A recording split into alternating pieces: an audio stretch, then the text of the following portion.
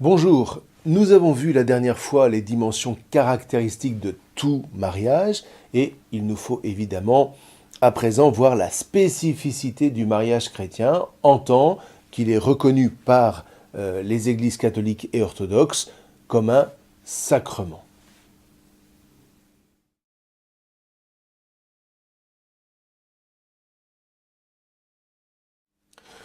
Le sacrement, vous vous souvenez, par-delà toutes les définitions qu'on peut en donner, manifeste un don de Dieu qui s'exprime dans l'Église, un don qui jaillit du Christ dont cette Église est l'épouse.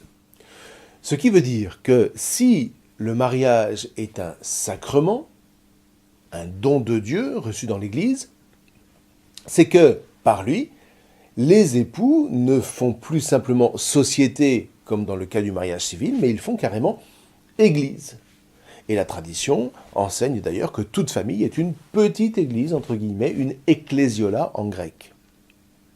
Autrement dit, les époux façonnent déjà à eux deux une communauté, c'est-à-dire une communion de charité que la grâce va pouvoir visiter pour mener cet amour à son sommet. Une grâce qu'on appelle la grâce sanctifiante. Vous voyez, les époux ne sont pas appelés à être saints chacun de leur côté, mais ensemble, ce que l'Église manifeste par exemple en canonisant des couples comme Louis et Zélie Martin, les parents de Sainte Thérèse de Lisieux. C'est donc par cette disponibilité conjointe à la grâce sanctifiante que l'amour des époux chrétiens, recueilli par l'Église, est élevé au rang de signe, au rang de sacrement. Ceci dit, en s'inscrivant dans la dynamique des sacrements, l'amour naturel des conjoints reconnaît en même temps que, à cause du fait qu'ils soient pécheurs, l'un et l'autre, mais pour aller néanmoins jusqu'au bout de ce que leur amour conjugal leur promet, eh bien, ils ont besoin d'être sauvés. Leur amour conjugal a besoin d'être sauvé pour se rendre disponible à cette fameuse grâce sanctifiante, raison pour laquelle le mariage ne peut être sacramentel que s'il s'inscrit dans la dynamique du baptême.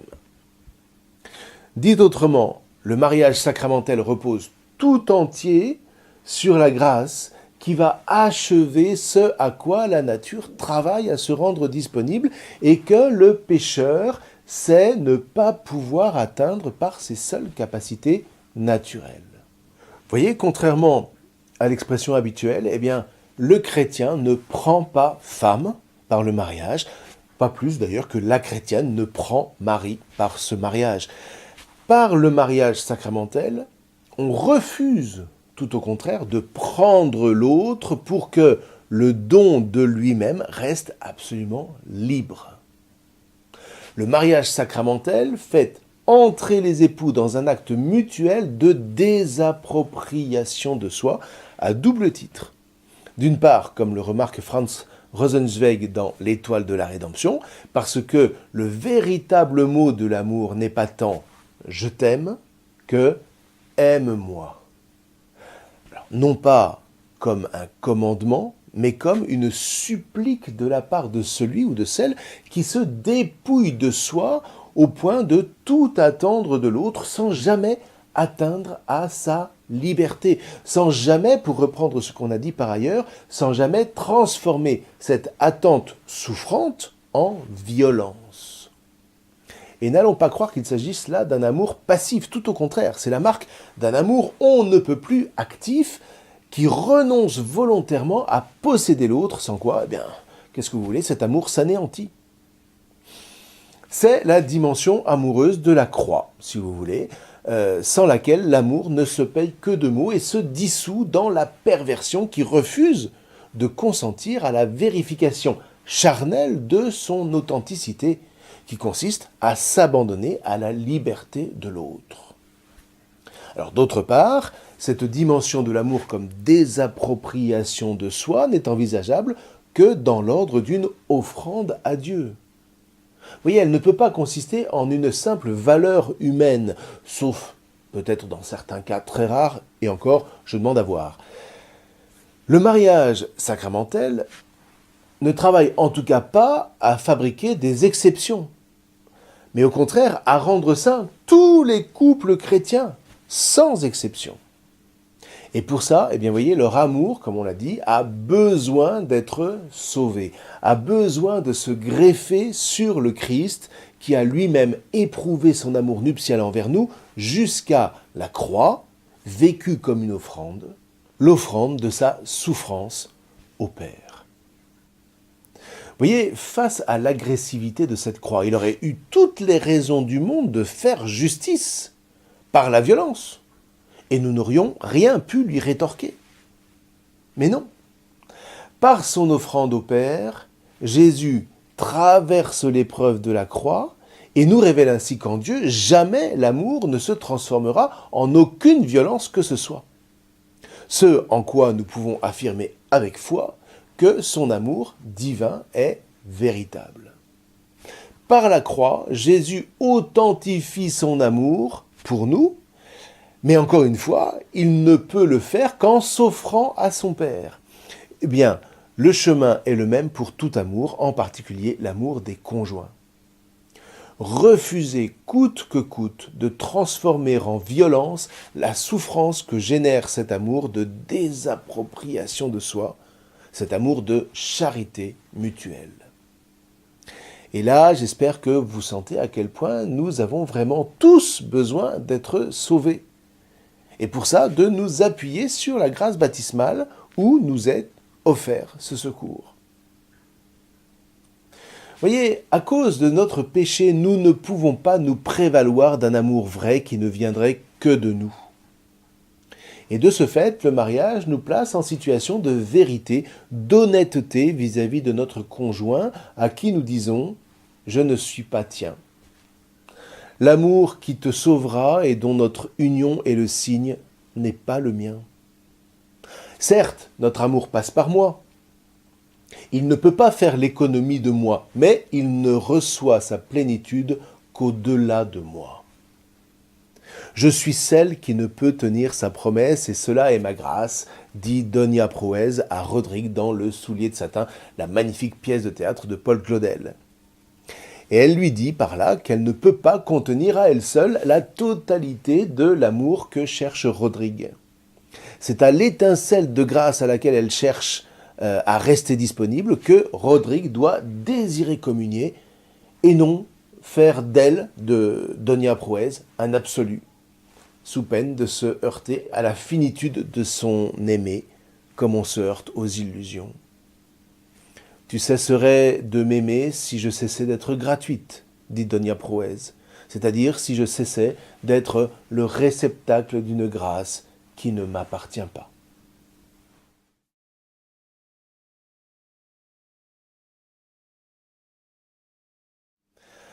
Alors vous l'aurez compris, j'espère, le mariage chrétien est donc d'abord et avant tout un acte de renoncement à tous égards. Ce qui n'a rien de triste, tout au contraire. C'est un bonheur de travailler à ce renoncement au bénéfice de celui ou de celle qu'on aime. Et ce bonheur conduit aux plus grandes joies. Vous voyez, celle de l'amitié où l'on se découvre en pleine communion. Une amitié qui dès lors ouvre à la communion des corps, la fameuse relation sexuelle, qui, vécue dans cette dynamique, fait grandir les conjoints en sainteté. Vous voyez, distinguer la relation sexuelle de tout ce travail préliminaire et il ne reste, pardonnez-moi l'expression, que la baise, par laquelle les corps, à la recherche de leur propre bien-être, de leur propre plaisir, se consomment l'un l'autre. Et de ce point de vue-là, vous voyez, la femme qui va toujours au corps par le cœur est maîtresse de sagesse. Elle est ce fameux secours donné à l'homme dont parle le livre de la Genèse.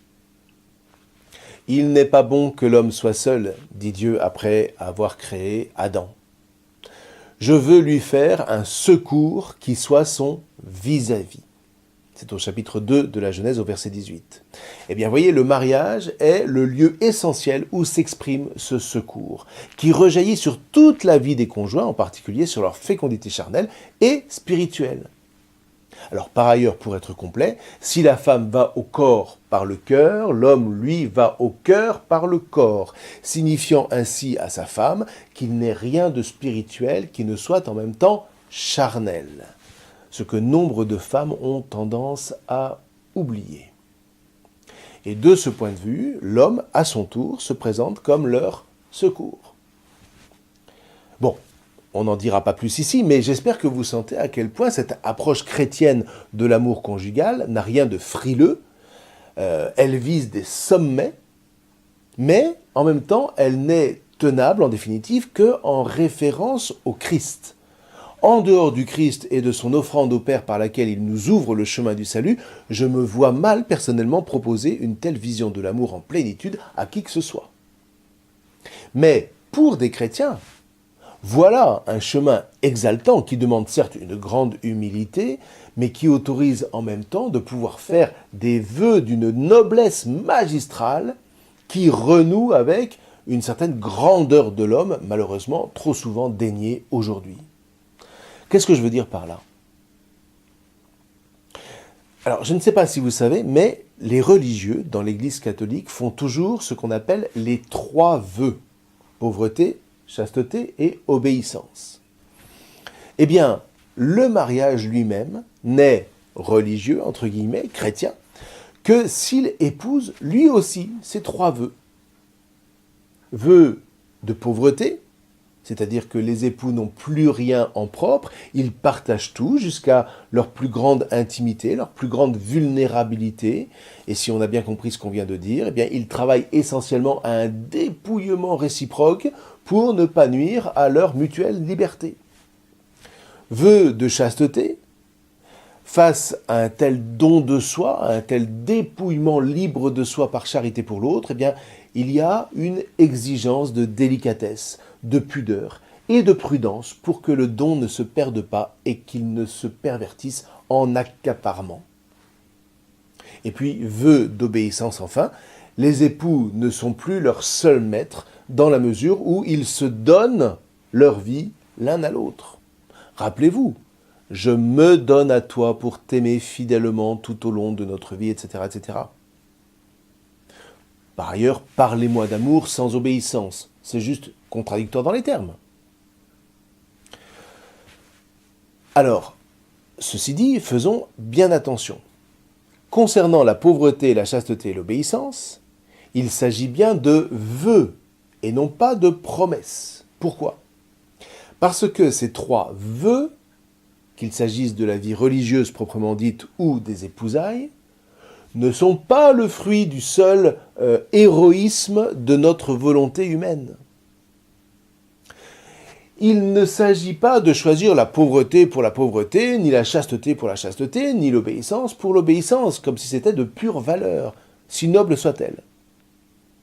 Si l'engagement de la volonté est néanmoins requis, c'est parce que la pauvreté, la chasteté et l'obéissance n'ont d'autre finalité que de nous préparer à la grâce qui seule portera notre amour à son accomplissement en nous accordant la rencontre tant espérée, mais une rencontre qui devra toujours rester gratuite.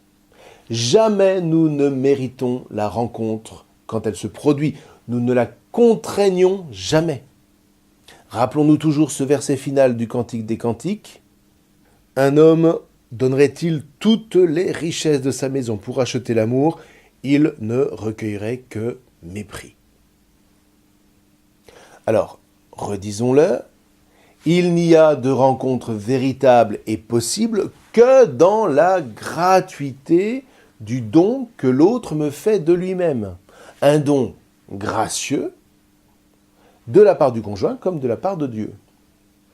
Or, pour nous pécheurs, ces 3 vœux, si nécessaires qu'ils soient, sont onéreux, parce que faire le vœu de la grâce, c'est-à-dire encore une fois pour s'y rendre disponible, eh bien ça passe par le renoncement volontaire à la toute-puissance.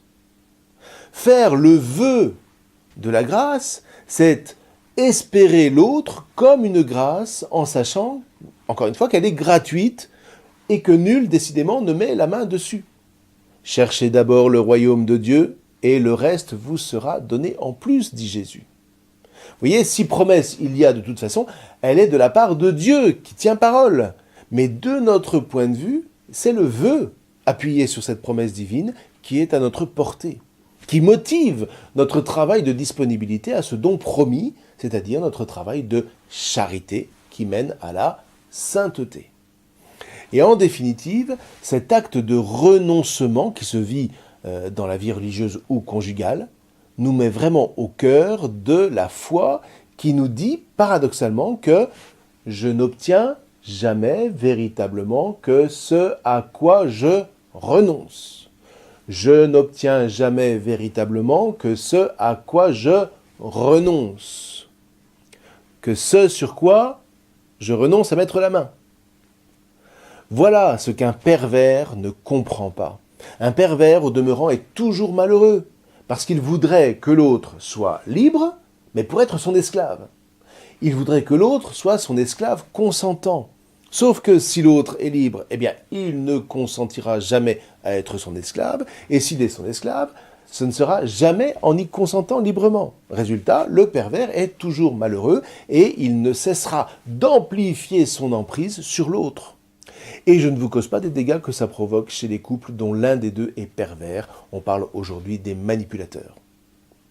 Alors vous voyez, la maladie du pervers est essentiellement une pathologie spirituelle, une sorte d'incarnation du péché qui ne mène qu'à la mort de l'autre, la mort du couple et in fine la mort de soi. À l'inverse, le grand mystère de la vie nous enseigne que je ne reçois jamais que ce que je lâche. Ce que Jésus formule ainsi: si quelqu'un veut marcher à ma suite, qu'il renonce à lui-même, qu'il prenne sa croix et qu'il me suive. Car celui qui veut sauver sa vie, c'est-à-dire par lui-même, la perdra. Mais qui perd sa vie à cause de moi, la trouvera. Quel avantage en effet un homme aura-t-il à gagner le monde entier si c'est au prix de sa vie? Et que pourra-t-il donner en échange de sa vie? Mais c'est d'une vérité inouïe quand on y pense. Ce qui est proprement à moi n'est jamais ce que je prends, mais ce que je reçois. Je perds tout ce que je veux garder. C'est toujours à mesure que je suis capable de lâcher une chose que je la reçois. C'est le sacrifice d'Isaac qui fait d'Abraham notre Père dans la foi. Et c'est le sacrifice du Christ Jésus qui fait de Dieu, qui nous l'abandonne, notre Père éternel. Vous voyez, en Jésus, Dieu ne nous prend pas. Nous ne sommes pas sa possession. En Christ, Dieu nous reçoit. Aime-moi. Et du coup, il n'y a aucune honte à se reconnaître pécheur devant Dieu au moment où je m'apprête à recevoir mon conjoint. Tout au contraire, il y a même une grande sagesse. Vous voyez, je renonce librement à être l'idole de l'autre. Et donc, encore une fois, contrairement à ce que dit l'adage, définitivement, le chrétien ne prend pas femme. Et c'est là, finalement, qu'on peut comprendre ce qu'on appelle l'indissolubilité du mariage religieux chrétien, qui n'est pas à confondre avec l'irréversibilité.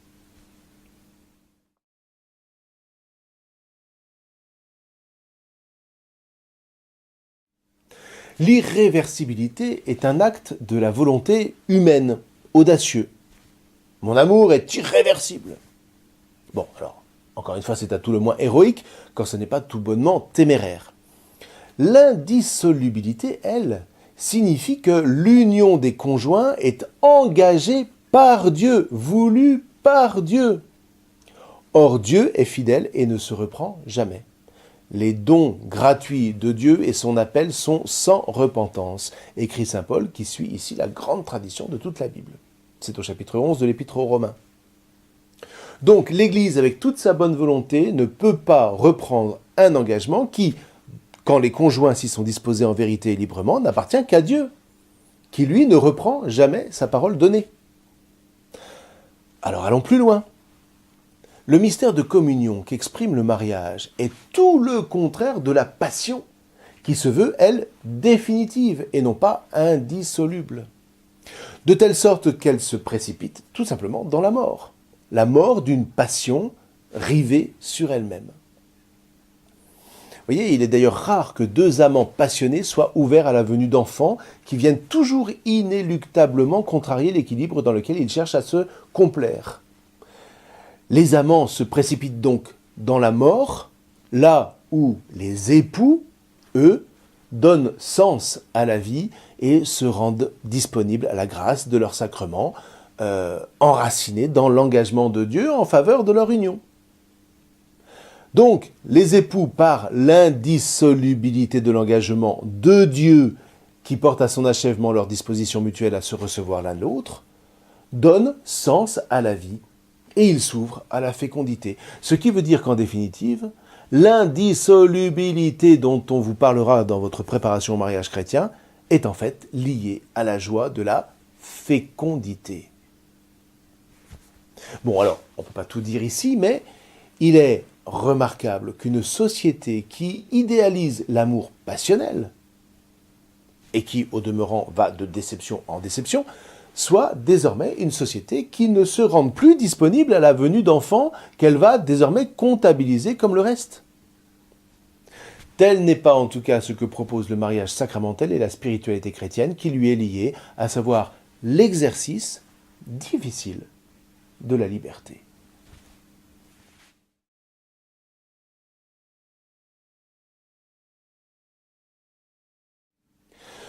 Pour résumer, disons que, au fond, il n'y a jamais de réalisation de soi sans une forme d'abandon de soi. Alors ceci dit, il n'y a personne devant qui je n'ai à m'abandonner véritablement, sinon devant Dieu, ou alors c'est que je fais de l'autre une idole. Il n'y a personne à qui je puisse vraiment vouer ma vie en dehors de Dieu, parce que seul Dieu ne me prend jamais, mais me reçoit tel que je suis. Dieu qui, au demeurant, s'est donné à recevoir par nous, à travers son Fils Jésus, ce qui n'est pas, évidemment, sans faire réfléchir. Vous voyez, en définitive, si vraiment un conjoint devait être jaloux, il faudrait que ce soit de Dieu. Ce que je rencontre assez rarement dans les consultations de conseil conjugal, je dois dire. Encore une fois, vous voyez, si l'homme peut vraiment s'engager, ce ne peut être charnellement que devant Dieu. Jamais devant un homme ou une femme, fût-il l'époux ou l'épouse. Dit autrement, en me donnant à mon conjoint, je me rends disponible à une grâce qui ne peut venir, elle, que de Dieu, à qui je m'abandonne comme on s'abandonne au sommeil. Pour garder cette image, vous vous souvenez. Et c'est cette grâce qui va combler mon conjoint. C'est cette grâce divine qui passe charnellement par moi et par personne d'autre, en vertu du lien d'alliance qui m'unit à lui ou à elle, un lien qui est le fruit de notre volonté commune de nous donner l'un à l'autre, c'est-à-dire d'être l'un pour l'autre le canal de la grâce qui seul sera capable de nous combler l'un et l'autre. En définitive, c'est toujours le même jeu, L'homme prend les moyens de se rendre disponible à la grâce, en l'occurrence, je fais le vœu de fidélité et de don de moi-même. La grâce peut alors agir pour accomplir ce que notre seule volonté ne sait pas achever par elle-même. Et là est l'humilité qui habite tout amour véritable. Cette grâce, redisons-le, passe par moi, qui suis certes pécheur, mais qui m'abandonne à Dieu, pour que l'amour dont j'aime mon époux ou mon épouse atteigne sa plénitude et le sauve ou la sauve à travers tous les signes échangés, les pardons donnés, les espérances partagées, les épreuves traversées dans la lumière de la grâce à laquelle nous ouvre le sacrement du mariage. Alors, le chemin n'est pas toujours confortable, certes, mais chaque pas franchi peut marquer la trace d'un vrai chemin de bonheur. On peut même dire que tout ce qui relève de notre volonté chrétienne d'avancer dans le chemin de cette alliance relève du bonheur, fût-ce dans les épreuves traversées en couple, quelles qu'elles soient. Les témoignages de ce point de vue se comptent par milliers. Quand à la grâce, à ces moments de grâce dont l'avènement est rendu possible par cette volonté de s'y rendre disponible, eh bien, l'avènement de cette grâce relève, elle, de la joie. Et dans le fond, c'est ça qui témoigne le sérieux du mariage chrétien.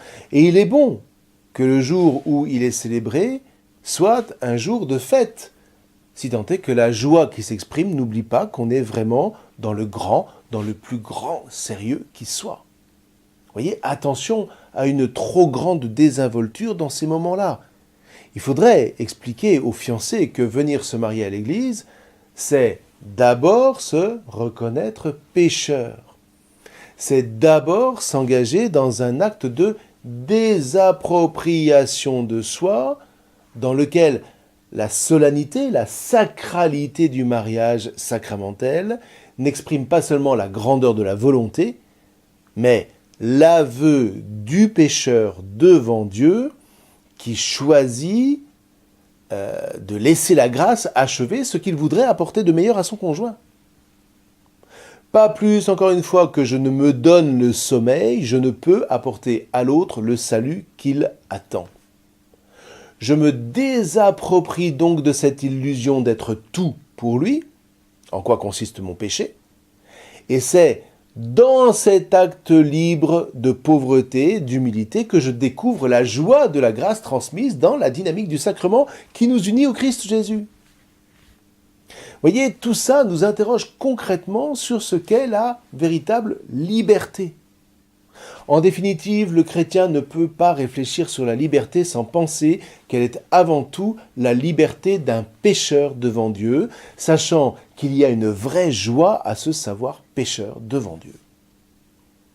C'est ce qui se passe par exemple pour le fils prodigue. Vous voyez, il découvre d'abord sa misère, quand il en est réduit à nourrir les cochons, mais il découvre son péché quand, du cœur de sa misère, il se souvient qu'il est aimé.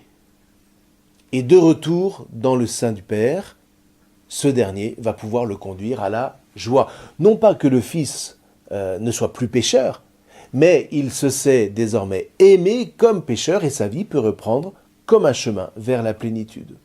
Non plus en dilapidant l'héritage revendiqué à son Père, mais en se mettant sous le couvert de sa grâce inépuisable. Une grâce qui se découvre comme le véritable héritage de tout amour authentique. Et là, vous voyez, il y a un grand message à livrer au monde. La liberté ne peut décidément pas être pensée comme la souveraineté d'un sujet qui n'existe que par lui-même, pour lui-même. Tous les malentendus sur la liberté, et en l'occurrence les difficultés de la vie en couple, viennent de ce que cette liberté est entendue comme la souveraineté d'un sujet rationnel, calculateur, existant par soi et pour soi, et qui s'étonne de découvrir qu'il puisse être si méchant. Comment un type comme moi peut-il parfois être si méchant ? Comment ma femme ou mon mari peut-il parfois être si méchant ? Comment mes enfants peuvent-ils être si méchants ? Comment mes voisins peuvent-ils être si méchants ?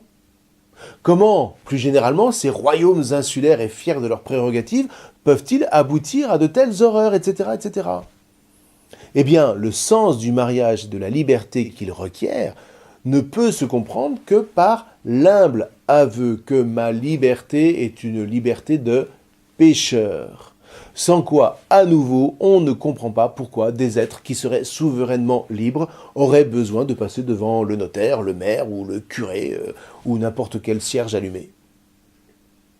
Me reconnaissant pécheur, je peux néanmoins, par la foi reçue au baptême et l'espérance reçue à la confirmation, faire en sorte de rendre mon amour disponible à la grâce. C'est ce qu'on appelle la charité, notamment en le nourrissant par l'Eucharistie. D'ailleurs, allez, tout est là. L'amour qui se rend disponible à la grâce est la charité. L'amour visité par la grâce fait paraître l'amitié, c'est-à-dire la communion, qui n'est donc possible en vérité que en Dieu, par sa grâce, qui visite les deux amis qui s'y sont rendus disponibles. Voilà comment deux conjoints deviennent l'un pour l'autre les témoins d'une source divine intarissable de grâce qui ne se refuse jamais à qui vient y puiser. Et quand bien même le péché semblerait tout compromettre, eh bien la grâce ne manque jamais à ceux qui s'y abreuvent pour leur permettre de poursuivre le chemin, voire de se relever et reprendre la route en cas de chute. Là où le péché abonde, la grâce surabonde, dit saint Paul. Eh bien voilà en substance toute la puissance du mariage quand il devient sacrement. Mais ce n'est pas tout, et je m'en voudrais de terminer cet entretien sans évoquer le but final que nous rappelle mieux que tout autre le sacrement du mariage.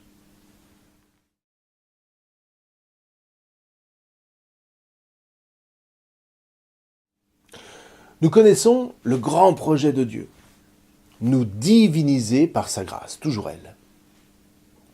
Par le Christ, le Verbe du Père, venu épouser l'humanité dans sa chair, Dieu va faire déferler sa grâce divinisante sur tous ceux qui ont à cœur de faire de leur existence une vie profondément humaine, dont le chapitre 25 de l'Évangile selon saint Matthieu nous donne les grandes lignes. Je vous y renvoie.